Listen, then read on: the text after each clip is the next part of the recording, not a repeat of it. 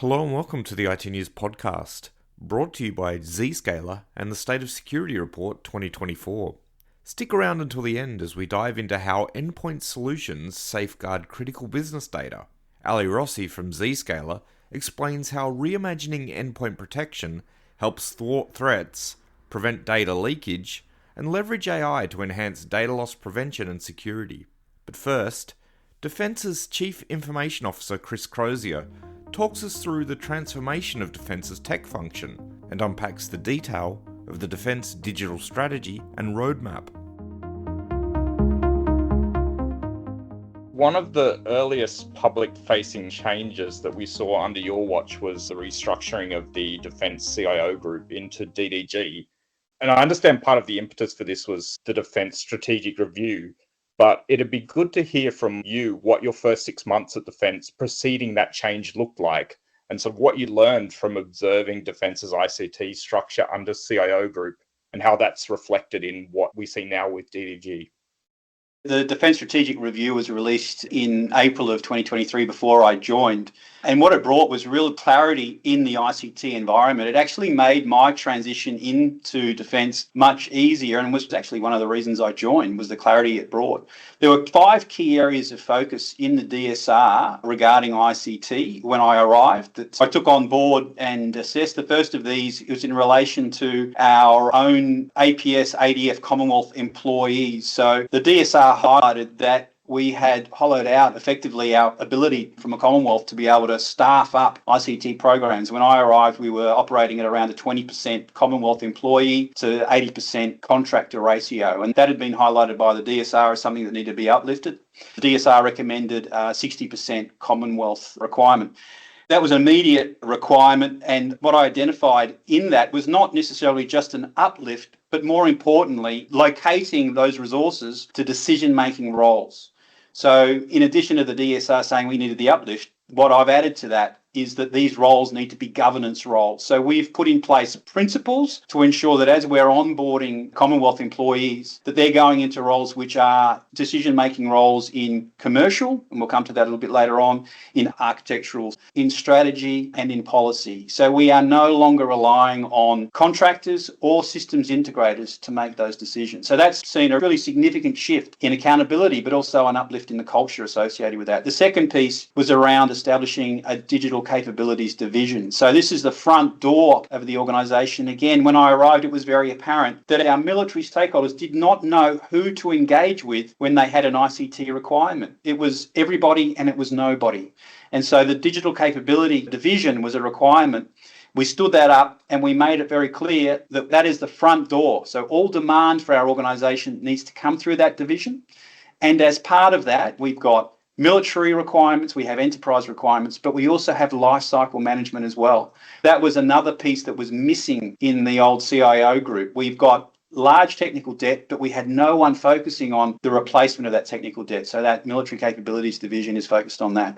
The third piece was then around architecture, the adoption of cloud-based open architecture. And again, this organisation historically has avoided cloud, it's on-premise, and it's avoided open architecture. Every project basically buys effectively the equivalent technology, but customizes it differently. And so you have these stovepipe, non-repeatable projects. That's meant integration issues, it's meant cyber issues and so on. So moving forward, and we'll talk further about our strategy later, we are really pivoting heavily, particularly at our protected environment, into cloud. And I've been a cloud evangelist since 2012 in private industry. And I think hyperscaler cloud has direct application in this organisation. I've been very much accelerating the adoption of that. And this is also where you'll hear us talk about best-in-class global platforms. It's a critical part of that we need to be adopting a few. We need to be adopting them at an enterprise level and scaling horizontally and vertically where possible. The fourth piece was then around our delivery functions, making sure that we had greater fidelity in terms of those functions. So we've now separated our military division from our enterprise division from our ERP division. And we've got different capabilities, different technologies and capacities. Again, that greater fidelity means we've got higher accountability. We've got the right APS and ADF people in those divisions with the skill sets for delivery. And then finally, the DSR made the point of removing operations from the old CIO group. So this is the 24/7 break fix type of requirement. That sits so firmly in military. You want that in military hands, that if the balloon goes up, it's the military that need to be operating these systems, and that made absolute sense. So before I arrived, that team was transferred into Joint Capabilities Group, and what we've done since then is make sure there is absolute clarity around their accountabilities versus ours. Defence Digital Group, which went live on the 1st of November, we're accountable for the design, the build and the enhancement of all of the ICT systems from core to edge. We then hand those systems across to Joint Capability Group, and they then operate on that break-fix basis. And if something's then required to change, it comes back to my team. We effect the change and hand it back. So over time, as we migrate to these modern platforms, my promise to JCG is we will see stability lift. We will also see our cyber posture improve and our cyber surface area drop as we move to these modern performant platforms. So those are really the 5 areas the DSR highlighted, with my view in addition to that. So just out of that, and I'm curious, when you mentioned that you set DDG up really as the IT front door, can you just unpack a little bit about what that entailed? It comes back to knowing exactly who to contact in the first instance. So the Digital Capabilities Division has been highlighted with specific names, and in fact, if you receive an email from me, you'll see the golden thread and the representative, so people know exactly who to go and talk to. We've made it very clear, so from the Chief of Defence Force and Secretary down, we've worked with the key strategic stakeholders to highlight this organisational construct, to highlight the people to engage. And then we've actively highlighted then that the door is open, that in the past when you tried to connect in, it was not an easy organisation to navigate. So we've implemented what we call the golden thread. So not only do you know how to get into Defence Digital Group through the front door, but we now have the golden thread to walk you through the process to actually then get you to a point where we can ultimately implement, whether it's a change, an enhancement, or a major project. We've embedded that within service now, so we're in the process of rolling out and embedding through an engineering tool set to make sure that people can then leverage that so that they've got clarity through the process. But I think the critical piece for me was, in addition to opening the door, was to empower the team to go out and actually make it work. So not just having someone knock on the door and have a conversation, but to start work to flow through. And this is where the concept of the incubator has kicked in. We've now stood up as part of our strategy and architecture team an incubation function so that when people have a good idea and there's technology available, we can, through that sponsorship, rapidly test it. And if it's part of the requirement going forward, we can then take that forward. And we've seen some really substantive shifts quickly by doing this. And that's building confidence and momentum internally within the organisation. And people now, it's removing shadow IT, and people are now going the right way to deliver at scale and at speed. So out of all this work, you've now got a defence digital strategy and roadmap. I just wondered if you could talk a little bit about the strategy and roadmap itself at a first step, but also to talk a little bit about how it differs from previous strategies or approaches that were used by the CIO group. I think the critical part of how it differs from previous CIO group strategies is in its name. It's the Defence Digital Strategy and Roadmap. This is something that I've utilised very effectively in private industry in my prior employment at BHP and also at Orica. It's about identifying the key outcomes that you're acquiring. So you'll see in the Defence Digital Strategy and Roadmap, there are 9 domains that are delivering capability. So we've worked very closely with our key stakeholders to understand their requirements. And this is, at the end of the day, about military capability and about that necessity for a decision advantage. So we've highlighted the 9 domains that we need to focus on. We've identified at a baseline what the current capabilities are relative to where we want to move the organisation over a 3-year cycle. And then we've identified in each year what it is that we need to be able to shift year on year. So rather than a strategy, look, we need strategies. They need to provide the why of what it is you want to be doing, why we need to do something. But the roadmap then works on the what, the when, and the how. And I think that's the clear differentiator. It's had a material impact in my prior organisations, and we're now starting to see a lovely pickup in understanding, in setting that direction. It's got that constancy of direction and alignment that it builds, not just within Defence Digital Group, not just across Defence writ large, but also across the ecosystem of companies that support us, whether they're the multinationals, best in class, or they're the sovereign capability best in class. It's that alignment that this drives for delivery of both the strategy as well as the outcomes through the roadmap. Those 9 simultaneous domain streams that you mentioned is presented very cleanly in the strategy, but I imagine there's a lot of complexities behind the scenes in terms of the way it was formulated and the way that that work was spaced out over the 3-year horizon that the strategy and roadmap lays out. Can you talk a little bit about what went into formulating the strategies and how you settled on those priority areas? One of the key changes that we've made in Defence Digital Group is this consolidation of our strategy and architecture team and highlighting that our decision sets within that team are now made through our chief architect. So in the past, our technology decisions have oftentimes been made by contractors or made by the systems integrators to whom we then contract and affect an outcome without necessarily cognizance across the full architectural spectrum.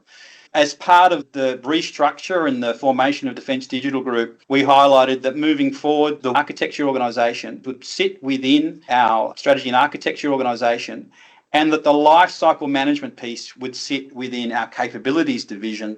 And it would be the combination of those two teams that would ultimately come together to formulate the technologies that we need to retire, the technologies we need to adopt, and overlaying the capabilities we therefore need to uplift. So in the last 12 months, and I've been here just over 12 months, this has been a common and consistent process of engagement. First of all, to get the team structure in place. Secondly, to highlight this is the direction and ensure we've got the accountable representatives with the Commonwealth capabilities in-house to manage this. And then thirdly, to prioritise, to engage our broad spectrum of stakeholders across defence to identify those key areas that are really holding us back from a productivity perspective, are holding us back from a military capability perspective. And those elements were then utilised to generate primary documentation, which were taken through multiple committees. And those committees helped to craft and to focus. And we also engaged with the vendor cohort, with our best-in-class global platform capabilities, our incumbent vendors, as well as sovereign capabilities, to understand their perspective as well. And I think I've met over 200 companies in the 12 months that I've been here. I've met with more than 350 individuals through that cycle, with my chief technology officer, with my chief architect, so that we can get industry views on this as well. So it's been a combination of defence views, industry views, plus experience that have come together to prioritise and that have delivered the digital strategy and roadmap. So you mentioned sovereign capability there, and I think it's an area that would be interesting to just draw down into, given the amount of support that will be needed to deliver parts of this strategy and roadmap. Do you want to talk a little bit about how the strategy prioritises sovereign SME capabilities? Yeah, absolutely. And by sovereign, within the defence ecosystem, sovereign has a requirement around Australian ownership, Australian ABN, as well as being part of the defence broader ecosystem.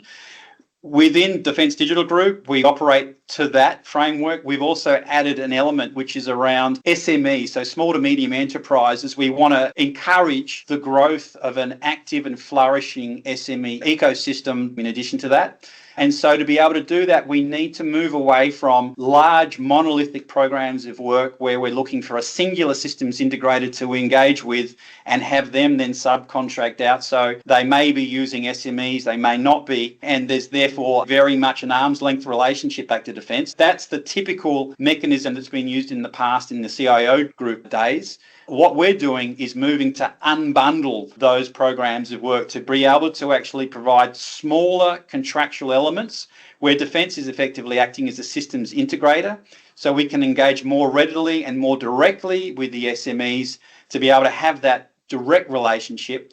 Because at the end of the day, if the balloon goes up, we need Australians in Australia who are aligned to defend the sovereignty of this nation, and we do that predominantly through our SME cohort. So I'm very passionate about building out our SME cohort and about being able to provide the funding to support that on an ongoing basis. And you've also referenced the internal personnel that you'll need to deliver some of this uplift work as well. You mentioned, I think recently, that there's around 500 or so new hires being made into the Defence Digital Group. Are they just for business as usual activity, or are these people being brought in for the specific digital uplift as well? And I guess the second part of that question is how the roadmap draws on some of your existing capabilities and avoids reliance on contractors in the future. As we've highlighted before, moving from 20% Commonwealth employees to 60% Commonwealth employees, part of that will require an uplift in the total number of employees that we have, but more importantly, that they are going into those governance-based roles.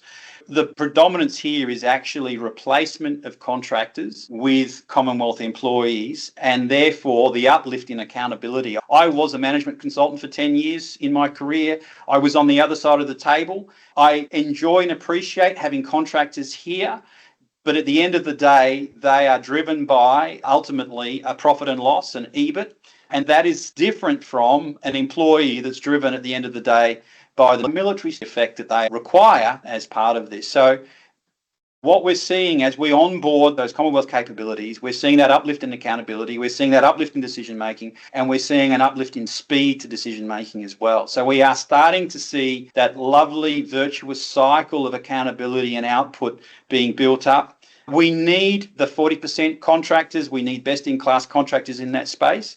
We are very prescriptively managing the contractors that we have within our ecosystem. Again, wanting to see that productivity uplift, not just within our own, but across the organisation writ large. This has been a really crucial part of our best-in-class journey for our human capital, is focusing on those resources. So it's not 500 incremental or additional headcount across our broad organisational construct. It's effectively contract inversion, and it's the uplift in accountability, which is then driving delivery associated with that. That's been, I think, a really critical part in the change we're also seeing in the culture of the organisation as we move forward. Okay, understand. Now, just in terms of the strategy and roadmap, it's laid out in 3 different years. And as you mentioned, it goes progressively through building on the work of the prior year. In terms of those 3 years, how should we think of them? Are they financial years? Are they calendar years? It is effectively fiscal years. Year 1 is the current financial year from July 2024 to June 2025, and so on. 2 critical points to note. One is that it's directional, and it will state very clearly on the strategy and roadmap that those time slices are directional in nature, that what we've provided here, greater fidelity in year 1, and as we progress out to years 2 and 3, the fidelity drops away.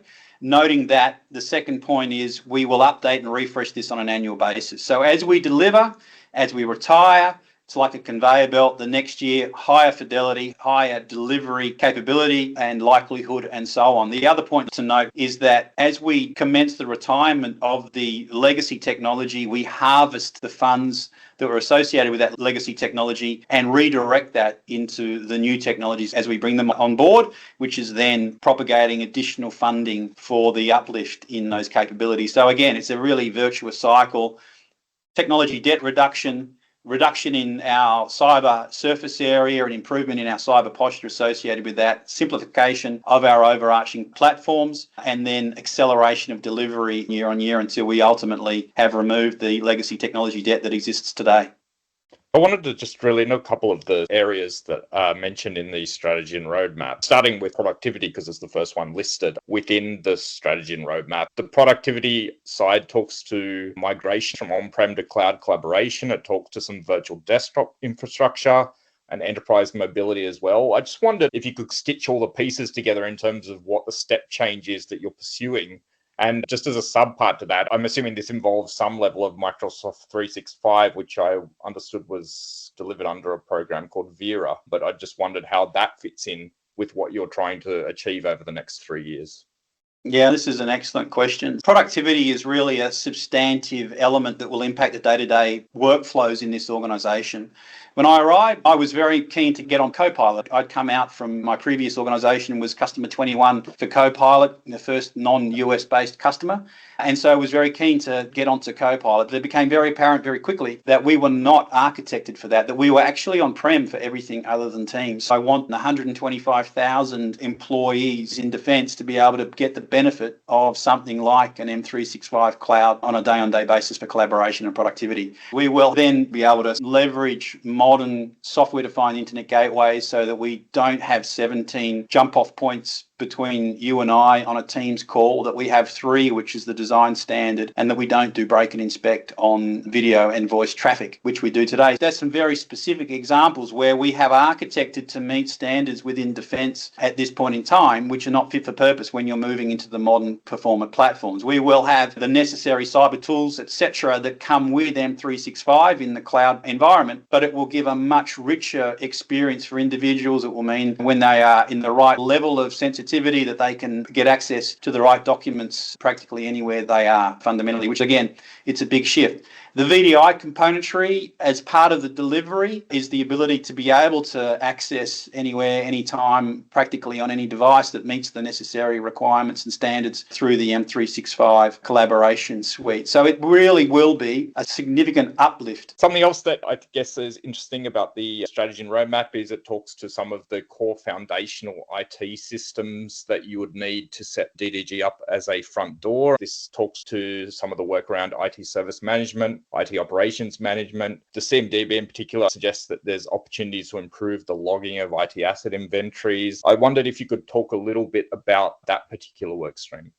Again, coming out of private industry where we have in the past run a single pane of glass view across operations, across security operations, convergent, so that you get that end-to-end view. And then when you have an incident, because you have a performant, up-to-date auto-discovery CMDB toolset within an ecosystem for service management, you can absolutely swarm P1s, P2s, and deal with them in the 2+ hour time horizon, which is your typical standard for those sort of things. Because we have been so heavily stovepipe in the way that we've developed and introduced and managed our ICT, we have pockets of CMDB across the organisation. We do have an aggregator, but it is not as performant as I am used to seeing. So in those areas that you've just outlined, as we migrate into the cloud, as we migrate onto a limited number of best-in-class global platforms, as we then leverage the best-in-class tool sets that are both operations as well as cyber, and we bring them together in a single pane of glass, it will have that substantive uplift in capability that I'm seeking to be absolutely world's best class in this space. It's what I'm used to in private industry, and defence deserves it moving forward. Not to say things are not well controlled now, it's just that there is that opportunity for improvement, and that's why I've been brought in to help drive that best-in-class view. The other thing that's really noticeable is there's a real security undercurrent, and I know you've mentioned cybersecurity a number of times in the conversation already, but the strategy and roadmap talks about implementing a SIEM, it talks about modernizing identity, it talks about moving down the path of zero trust, adopting CASB and secure service edge. I just wondered if this is all related to this expectation that you'll be running more in the cloud over the 3 years of the strategy and roadmap horizon, or if there's more to it around these particular investments. Ultimately, we would like to get to a zero trust environment. We have to get the Essential 8 in, and then from there we migrate up to ZTA. Interoperability with our AUKUS and Five Eyes partners will require that, particularly for the US with their 2027 presidential mandate and so on. So there's really got to be quite a substantive focus in this area. Out of the 9 domains, you're not going to see cyber security as a separate domain. It's, as you've highlighted, interwoven across all 9 domains. But as we migrate from our on-premise environments into the cloud across that suite that we've highlighted in the digital strategy and roadmap, we will be and are adopting those best-in-class technologies, the SOC technologies that will underpin the way in which we manage that, whether it's SaaS, PaaS, IaaS, whatever the cloud example is, it will have the right telemetry, but it will come back to a single pane of glass in our operations center to be able to ensure that we can triangulate, we can pick up correlations, and we can identify rapidly and respond rapidly, leveraging those best-in-class platforms. I've gone through a couple of priority areas there that are in the strategy and roadmap. Is there one that you would particularly like to call out as something that you see as particularly impactful? Or are you seeing all 9 as basically things that you really need to drive simultaneously to get that uplift? I think if we stand back and just more than talking the roadmap, we talk the strategy. The most impactful for me is actually the uplift in human capital. I need the best-in-class people to help support this moving forward, and I need 60% of them to be Commonwealth employees. The great thing that we're seeing is that because we're now pivoting to adopt those best-in-class platforms, we're seeing people want to come and work in defence in this environment, that we are working with not bleeding edge, but leading edge technologies that are really interesting for people that want to get in and be part of this organisation.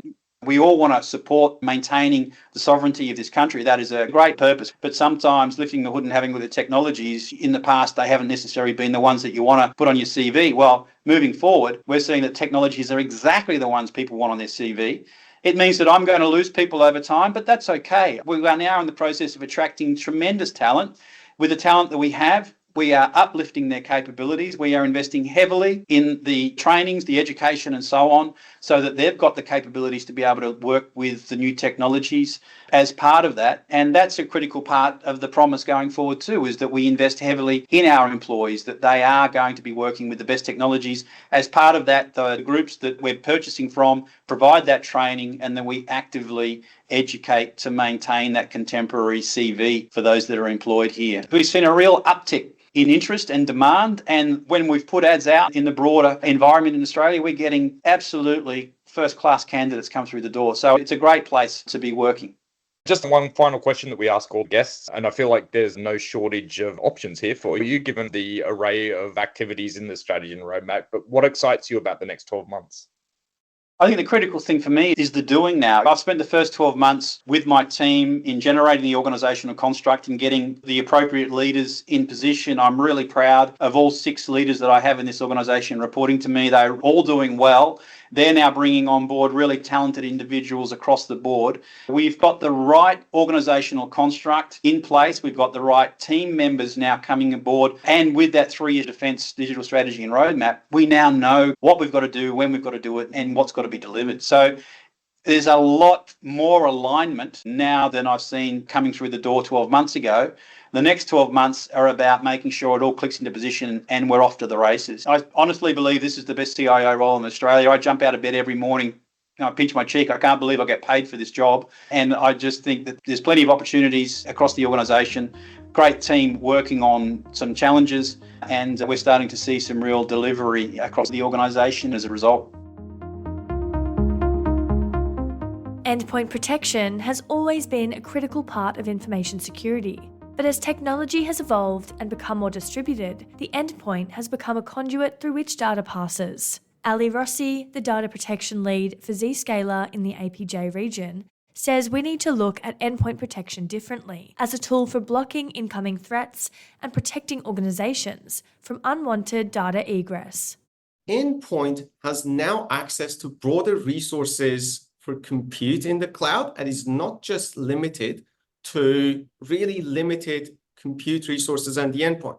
So it can help it leverage those resources to do better classification. For example, being able to apply more sophisticated technologies such as fingerprinting or optical character recognition to be more targeted, and also being able to protect each channel for data loss. As the threat landscape evolves, organizations need to ensure that they're prepared for new types of attacks. Rossi says there are 3 key areas to focus on. When it comes to emerging threats, you're looking at 3 major areas, including advanced persistent threats and targeted attacks, insider threats and phishing, and also socially engineered targeted attacks, where the malicious attacker is trying to access our most sensitive data using more sophisticated methods and technologies. Now, as a significant portion of the sensitive data movements happen through our managed endpoint devices, it is very crucial for us to be able to natively on the endpoint be able to use more sophisticated methods to, first of all, classify these data and these documents, to identify which one of these documents, which part of this data is actually sensitive and important for the organizations, and at the same time be able to put the right protection controls around different channels, such as removable media or printing, or even upload to that personal tenant of that trusted cloud application that we use internally. Today's attackers can leverage a broad array of tools, including AI. And that means organizations need to not only keep up, but try to stay a step ahead. The best way to fight against AI-led or even insider attack is to use AI. When we're actually facing AI-led threats, we want to leverage AI to understand our environments, our applications, our endpoint devices, normal self. What do people do? What do applications do normally? and leverage data understanding to detect any sort of threat or any sort of abnormality to actually investigate those further and understand how to actually deal with those threats. And on top of that, the second way to actually use AI to defeat these sort of attackers is to use generative AI to be able to classify our most important, most sensitive data that typically are the reason and the target for these attacks. With the Office of the Australian Information Commissioner noting that a substantial amount of data leakage occurs accidentally through the actions of employees, Endpoint Solutions are a powerful DLP tool. Endpoint security is quite effective, making sure that no malicious code gets executed on our endpoints. But now, having the extension of data security on our endpoint security has allowed us to be able to use a lot of sophisticated methods such as fingerprinting or OCR to classify and understand what document, what type of sensitive data we store on our endpoints, and also put the right controls around the unexpected or unsuitable movements of those sensitive documents and data out of our network. Endpoint security today is able to protect our most sensitive data against those documents being moved out of our network either by a malicious software or any sort of unintentional, accidental action by any of our internal users. Endpoint protection is a critical tool for ensuring threat actors are stopped from accessing systems and executing malicious code, and for ensuring the accidental or intentional egress of data is stopped. That's the episode for this fortnight.